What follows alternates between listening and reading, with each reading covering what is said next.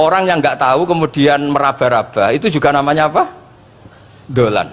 Tapi tidak dolan yang melawan hak.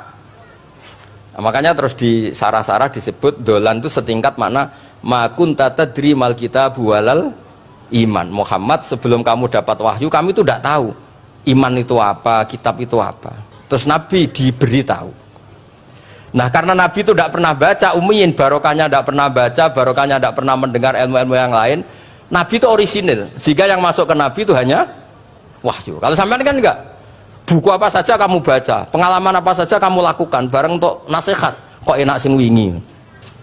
Jadi makanya memang sebaiknya Nabi itu ummi, tidak tahu apa, karena kalau nggak tahu orisinil, kemudian di hatinya hanya ada apa? Wahyu. Sebab itu kata dolan tidak tahu bagi sifatnya Nabi itu sifatu madkhin, jadi barokahnya tidak tahu, maka apa? Orisinil. Kalau orisinil berarti yang masuk Nabi hanya apa?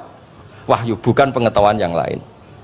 Terus terakhir nih kalau tabaruk kalian Ki Bisri di Al-Basit, di sarahnya ya banyak kitabnya Imam Wahidi. Ini kalau wocok di kitab saya itu halaman 95 di akhir Al-Basit. Sa'al tuwaha mas'alatan wa wadittu anni lam akun sa'altuhu. Ini orang se-Indonesia harus senang semua dengan hadis ini.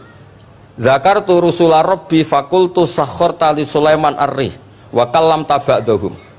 Terus faqala Allah ini man. Alam ajidka yatiman fa'awaituka wa dolan fa'ataituka wa a'ilan fa'agnaituka. Jadi begini. Nabi itu pernah cemburu, ya Allah saya ini sama-sama Rasul tapi kok kurang wow gitu. Nabi Sulaiman kamu kasih angin, mau kemana saja bisa terbang pakai angin, buatan jet loh, angin. Terus Nabi, beberapa Nabi engkau kasih mukjizat gini-gini.